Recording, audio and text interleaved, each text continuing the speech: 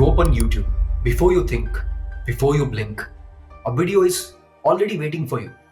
Not suggested, not recommended, but placed.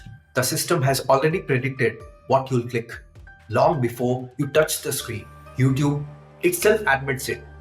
More than 70% of everything people watch on the platform comes from recommendations, not searches or subscriptions. What you think is your taste is often just a residue of machine predictions. But the real twist, most users don't realize how little control they have. Even when you tap not interested, research shows the algorithm often keeps pushing similar content anyway. Mozilla's crowdsourced investigation, YouTube Regrets, uncovered disturbing cases. A user suddenly found their feed filled with extreme dieting and self-harm content they had never searched for. These viewers didn't choose this path. The system quietly chose it for them. And that brings us to the real question. Who's driving your next click? You or the machine? 80 billion. That's how many signals YouTube's algorithm claims to process. Your pauses, rewinds, what you scroll past, what you hover over for just 3 seconds. Every gesture, every hesitation becomes a data point. The core engine was designed around one target: maximize watch time. Former YouTube engineer Guillaume Chaslot puts it bluntly: the system doesn't optimize for truth or quality, only for what keeps you watching. If a video causes outrage, confusion, or suspense and keeps you glued, the algorithm learns that this emotional friction is profitable. It tries to recreate the pattern. YouTube later added satisfaction metrics. But even the company admits engagement signals like watch time still dominate the model. So this isn't just personalization, it's surveillance, transformed into a prediction machine. And predictions quickly become recommendations. Then recommendations become influence. But influence towards what? That's where things start getting darker.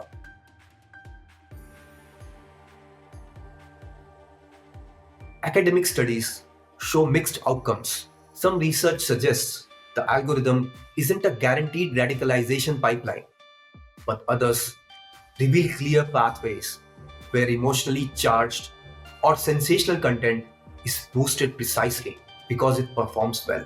YouTube has created a system where extreme content isn't pushed because it's extreme.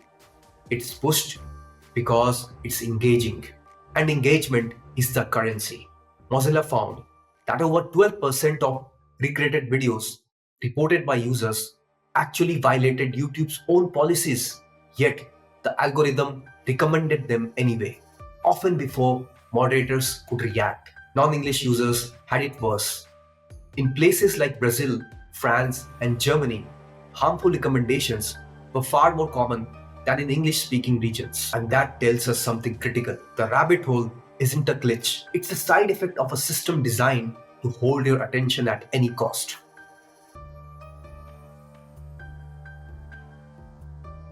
In 2019, YouTube announced major changes. The company claimed it had reduced watch time of borderline content, videos that skirt the edge of misinformation or harmful claims, by as much as 70%.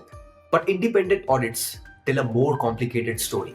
Study found that misinformation still appears in recommended feeds, especially around emotional or controversial topics.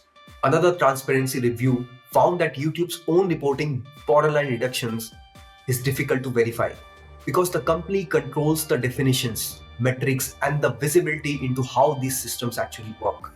The ghost zone: content that isn't illegal or explicitly false, but still harmful or manipulative, still thrives. It sits just below the threshold where human moderation intervenes. And in that gray area, the algorithm has more freedom. Content that provokes strong emotional reactions tends to win, no matter how misleading. So when YouTube says, "We fixed it," the reality is they adjusted the knobs. They didn't change the machine. Now, before we enter the creator side, remember this: the same engagement incentives that propel borderline content also dictate a creator's survival. Here's a question: what happens when your livelihood depends on the mood of a machine.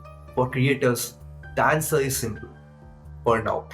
Guardian profiles show famous YouTubers describing their daily life as a battle with an invisible force.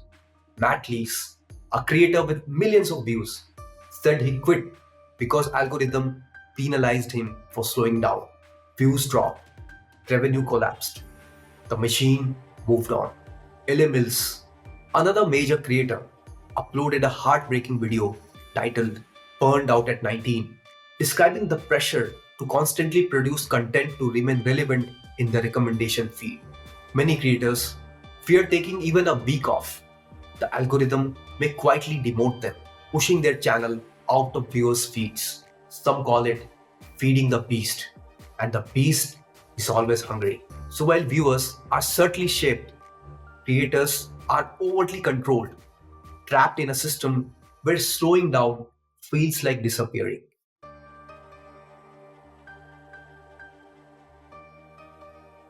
In 2025, Google agreed to pay $30 million to settle claims that YouTube illegally collected data from children under 13 to serve them targeted ads, despite a previous $170 million settlement for the same issue. Regulators argue that YouTube's recommendation engine is not a passive tool. It actively shapes children's behavior, attention patterns, and viewing addictions. And now, legal pressure is rising. A new US bill proposes letting users sue tech platforms if recommendation algorithms cause foreseeable harms. Critics argue that YouTube hides behind the complexity of its AI systems, claiming certain outcomes are unintended. But families affected by real harm say intention doesn't matter. When a machine shapes millions of young minds, accountability cannot be optional, and governments are finally starting to agree.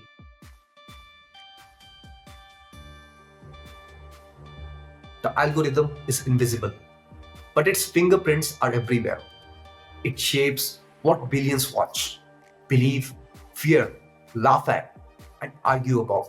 It determines which creators rise and which disappear. It elevates certain narratives and buries others. YouTube say it's just helping you find what you love.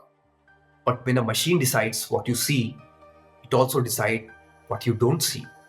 And that is the real power, the real cost. Awareness doesn't break the algorithm, but it breaks the illusion. And sometimes that's the only power you need to take back control. Please subscribe to our channel and let us know in the comment section below what would you like to watch next and what is your opinion about YouTube's algorithms and its evolution. We'll see you soon in the next one.